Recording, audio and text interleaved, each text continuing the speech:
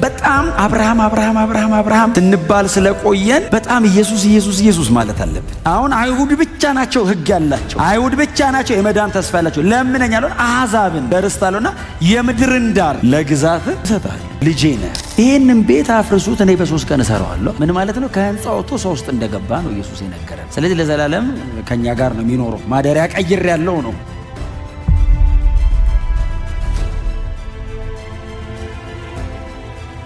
የጴጥሮስ ኢንካውንተር ሰው አጥማጅ ያደርጋል። እሱ አይደለም ጴጥሮስ አሁን ሊሄድ ነው ያለበት ላይ ሲጽፍ ምንድን ነው ያለው? የነገርናችሁ ይሄ ወንጌል የሰበክንላችሁ ስብከት የትውልድ ተረትና ታሪክ እንዳይደለ እንድታውቁ ፈልጋለሁ። ምንድን ነው ታዲያ ሲሉት በዚያ ኢየሱስ በተለወጠበት ተራራ ይለውና ተራራውን ቅዱሱ ተራራ ይለዋል። ኢንካውንተሩን ነው የጻፈው። በዚያ ተራራ ላይ ኢየሱስ ክርስቶስ ሲለወጥ ከእግዚአብሔር ዘንድ ክብርና ሞገስን ሲቀበል እግዚአብሔር አብም ደግሞ ከገናናው ክብር ሲመሰክርለት ነበርኩ እና እዚህ ላይ ነው ቆምኩታል።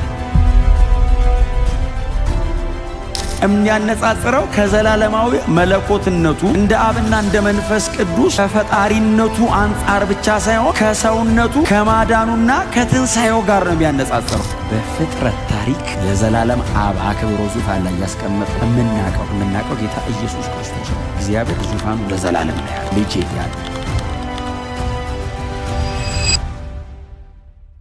በጣም ትልልቅ ናቸው የእምነት አባቶቻችን። ኤልያስ በጣም ታላቅ የእግዚአብሔር አገልጋይ ነው። ሙሴ እጅግ በጣም ታላቅ የእግዚአብሔር አገልጋይ ነው። አባታችን አብርሃም የእምነት አባት ነው።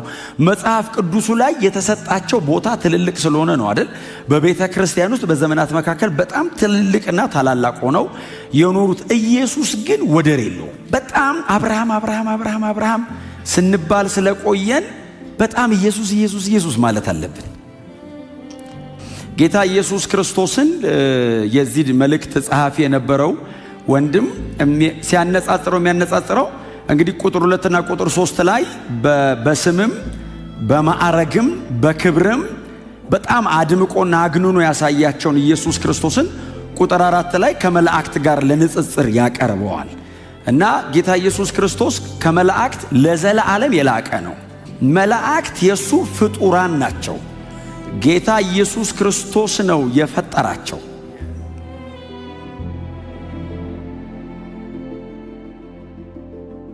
መላእክት የሆነ ዘመን ላይ ነው የጀመሩት። ያለነሱ እግዚአብሔር ለዘላለም ኖሯል። ምንም ፍጥረት ሳይኖር እግዚአብሔር ብቻውን ለዘላለም የኖረ አምላክ ነው። የዕብራውያኑ ጸሐፊ ምዕራፍ 1 ቁጥር 2 እና ቁጥር 3 ላይ ያስተዋወቀን ኢየሱስ የዘላለም አምላክ ነው። በማንነቱ እንደ አብና እንደ መንፈስ ቅዱስ ሁሉ ዘላለማዊ ነው አይደል? ዘላለማዊ አምላክ ነው ብሎ አቀረበውና አሁን ግን የሚያነጻጽረው ከዘላለማዊ መለኮትነቱ እንደ አብና እንደ መንፈስ ቅዱስ ከፈጣሪነቱ አንጻር ብቻ ሳይሆን ከሰውነቱ ከማዳኑና ከትንሣኤው ጋር ነው የሚያነጻጽረው። ባይዘው ጌታ ኢየሱስ ክርስቶስ በአምላክነቱማ ወደር የሌለው አምላክ ነው። ምን ጥያቄ ያለው? ከመላእክት ጋርም እኮ ሊነጻጸር አይችልም ይሉታል። አሁን ደግሞ እንደገና ቁጥር 4 እና ቁጥር 5 ላይ ጌታ ኢየሱስ ክርስቶስ ከመላእክት የሚበልጥ ስምንና ማዕረግን ወርሷል ይለናል።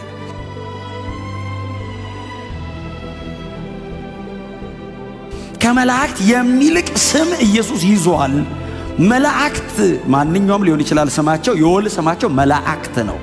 ጌታ ኢየሱስ ክርስቶስ መጠሪያው እግዚአብሔር ነው እና ከመላእክት እጅግ የላቀ ስም ይዟል ይለንና በማዕረግ ደረጃም ከመላእክት ይልቃል ሲላቸው የዕብራውያን ተደረሰ። አዎ እንዴት ለንጽጽርስ ታቀርበዋለህ ሲሉት ቁጥር 5 ላይ ምንድን ነው የሚለው? እነሆ አንተ ልጄን እኔ ዛሬ ወልጄሃለሁ ያለው ከመላእክትስ ለማን ነው? ኦፍ ኮርስ ሂዝ ጋድ ሲሉት ኖ ኢንካርኔሽኑ ላይ መለኮትነቱ እንዳለ ሆኖ በሰውነቱ እስቲ ኢየሱስ መሬት ላይ ሲኖር አብ በሰማይ በኖረበት ንጽህና ነው የኖረው።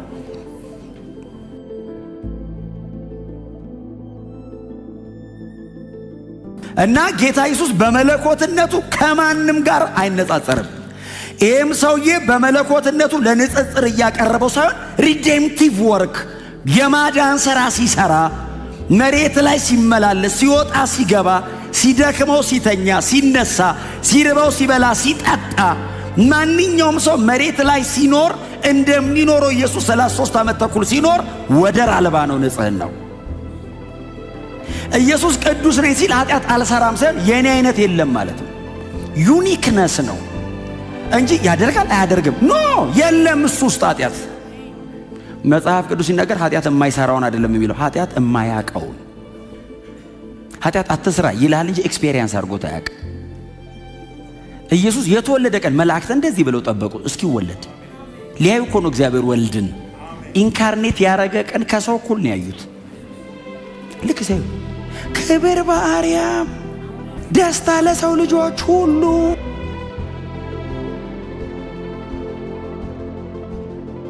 አንተ ልጄ ካለ እግዚአብሔር ቀጥታ መሲያኒክ ነው። አዲስ ኪዳን ብቻ እኮ እንዳይመስል ብሉይ ኪዳን እኮ ተጠርተው ከቃሉ። ለምሳሌ እግዚአብሔር መጣና አንድ ሰው አይደለም እስራኤልን የበኩር ልጄ አለ። አንድ ሰው ነው እንዴ ጠራው? አይደል ኔሽን ነው። ለብቻው ሙሴን የበኩር ልጄ አይለውም። አገር ነው የሚጠራው እግዚአብሔር። አቤት ሲሉ ከግብፅ ጠራውት አለ። 1.2 ሚሊዮን ሰው ነው በአንድ የጠራው። በተናጠል ከጠራ ኢየሱስን ነው። በተቀደሰ በጽዮን ላይ የራሴ ንጉሥ አለ እግዚአብሔር መጥቶ። ብዙ ነገሥታት አሉ፣ እግዚአብሔር የኔ ንጉሥ አለና ልጁን ንጉሴን ሾመው አለ። ከዛ የእግዚአብሔርን ሕግ አውጃለሁ እርሱም እንዲህ አለኝ። አሁን ደግሞ ተቀባዩ ነው የሚለው። እርሱ እንዲህ አለኝ፣ አንተ ልጄ ነህ፣ እኔ ዛሬ ወልጄሃለሁ።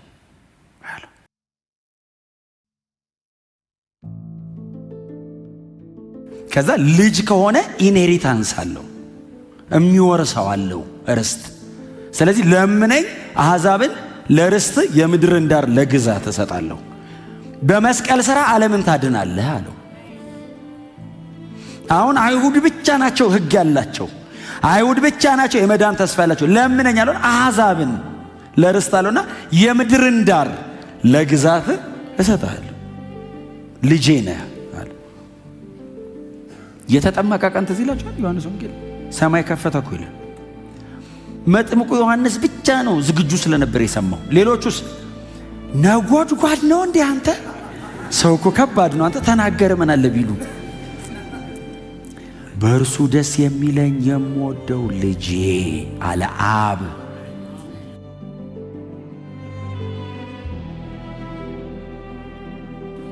ቀጥታ ብሎት ያውቃል እግዚአብሔር።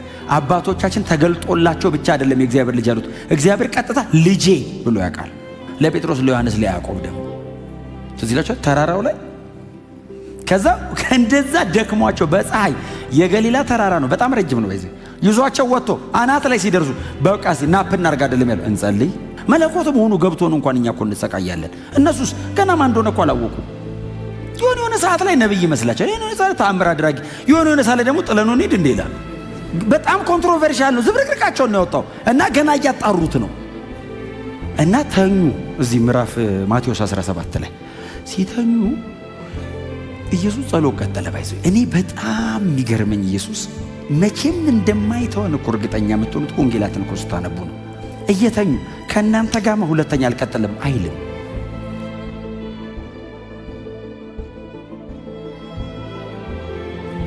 ተኝተው ጸሎት ጨርሶ ቀስቅሷቸው ኑሮ ይቀጥላል አብሮ። በፍጹም ኮምፕሌን አያደርግም። አነሰን እምነት ሲሉ ሊጨምርላቸው ይመጣል። እንትን የለም ሲሉት የሆነ ነገር ያደርጋል። የሚበሉት የላቸው ሲል ምግብ ይባርካል። በፍጹም ኢየሱስ መቼም አይተዋቸው፣ እነሱን ካልተው አይተዋል። በእውነት እና እንቅልፍ ያዛቸው ሲይዛቸው እሱ እናንተ ተነሱ እንጂ አላለም። ጸሎቱ እነሱ ተኝተው ማቴዎስ አይ ቲንክ አዳልቷል ሲጽፍ።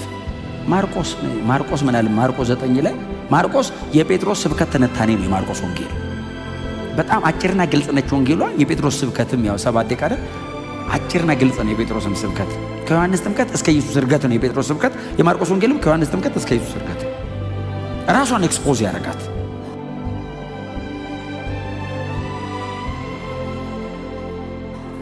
እና ማርቆስ ሲጽፍ ጴጥሮስ ነው የነገረው። ምክንያቱም ጴጥሮስ ብዙ ጊዜ ያገለገለው እነ ማርቆስ መኖሪያ ቤት ነው ሲጀመር።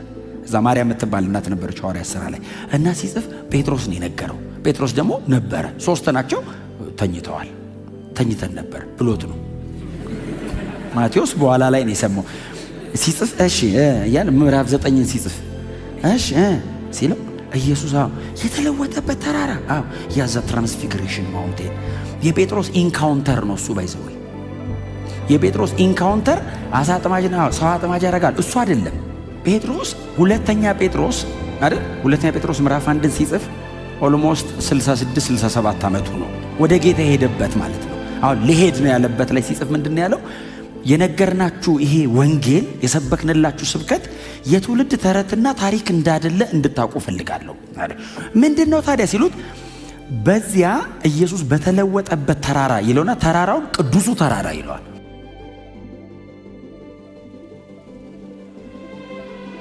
ኢንካውንተሩን ነው የጻፈው። በዚያ ተራራ ላይ ኢየሱስ ክርስቶስ ሲለወጥ ከእግዚአብሔር ዘንድ ክብርና ሞገስን ሲቀበል እግዚአብሔር አብም ደግሞ ከገናናው ክብር ሲመሰክርለት ነበርኳል እና እዚህ ላይ ነው የቆምኩት አለ። አይ ጴጥሮስ ክርስቲያን የሆነው የዛን ቀን ነው። ተኝተው ነበር የሚል ጻፈ ማርቆስ እንዳልኳችሁ። ከዛ ድንገት በነነስ ሁለት ሰው ቆሟል ከኢየሱስ አጠገብ። ሲወጡ ኢየሱስ ብቻውን ነው፣ እነሱ ሶስት ናቸው። ዞር ሲል ያዕቆብ በዚህ በኩል ዮሐንስ በዚህ በኩል ተኝተዋል። ሁለት ሰዎች ቆመዋል።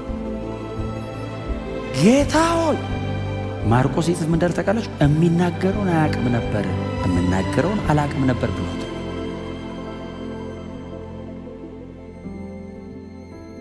እውነቱን ነው። እንደዚህ አይነት ክብር ውስጥ ገብተህ እንዴት ዝም ትላለህ? እንኳን ጴጥሮስ ጌታ ሆይ አለ።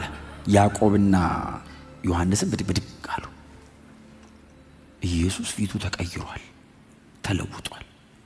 እግሩ ተለውጧል፣ ልብሱ ተቀይሯል፣ ፊቱ፣ አይኑ፣ ራሱ። ምክንያቱም ከእግዚአብሔር ክብርና ሞገስ ተቀበለ አለው ጴጥሮስ ሲጽፍ። ያየውን ነው የጻፈው። ሁለት ሰው አለ። ጌታ ሆይ አለው። አይ ቲንክ አቤት ብሎታል ባይለውም ግን ጴጥሮስ ነው ይቀጥላል። ጌታ ሆይ አለው። አንድ ለአንተ፣ አንድ ለሙሴ፣ አንድ ለኤልያስ፣ 3 ዳስ ሰርተን እዚሁ እንኖራለን። እውነቱን ነው። አስበው እንደዚያ አይናገርም። እናገረውን አላቅም ነበር ያለው እውነቱን ነው። እግዚአብሔር ሲነካኮ ምን አለ እዚህ ውስጥ በቆየው ብኖርስ ነው የምትለው። ጭንቅላት ፕሮሰስ ማድረግ አይችልም። መነካትህን ብቻ ነው ኤክስፔሪየንስ እያደረክ መኖር የምትፈልገው። ወጥተህ አትፈልገውም ደጅ ያለውን ነገር።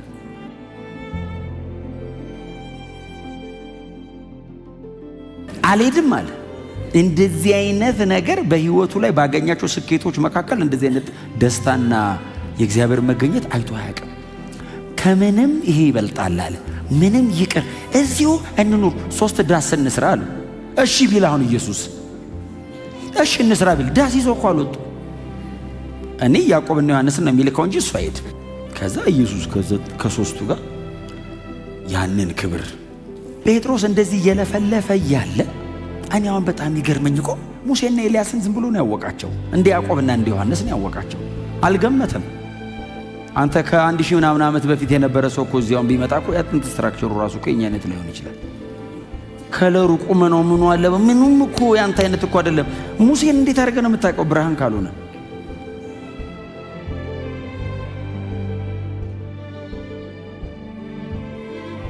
ሕግና ነቢያት የመሰከሩለት አይደል እንዴ? ሙሴ ሕግን፣ ኤልያስ ነቢያትን ወክለው እኮ ነው የመጡት። ዘሆል ብሉይ ኪዳን ማለት ነው።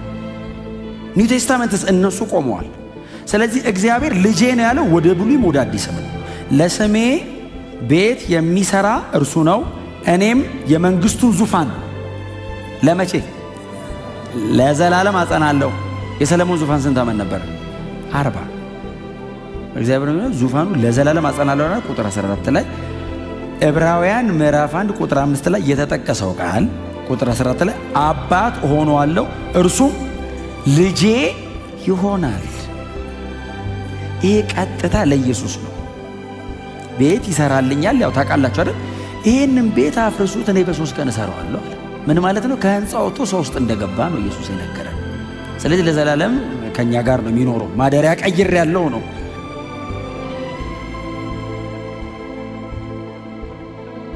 ስለዚህ ቤት ይሰራልኛል አለና ዙፋኑን ለዘላለም አጸናለታለሁ አለና እርሱም ልጅ ይሆነኛል፣ እኔም አባት ሆነዋል። ለዘላለም የጸና ዙፋን ያለው ልጅ አለኝ አለ። ለዘላለም በፍጥረት ታሪክ ለዘላለም አብ አክብሮ ዙፋን ላይ ያስቀመጠው እምናቀው እኛ ከተፈጠርን በጣም ጥቂት ጊዜያችን ነው። 6000 ዓመት ቢሆነን ነው እምናቀው ጌታ ኢየሱስ ክርስቶስን ነው። እግዚአብሔር ዙፋኑ ለዘላለም ነው ያለው፣ ልጄ ያለው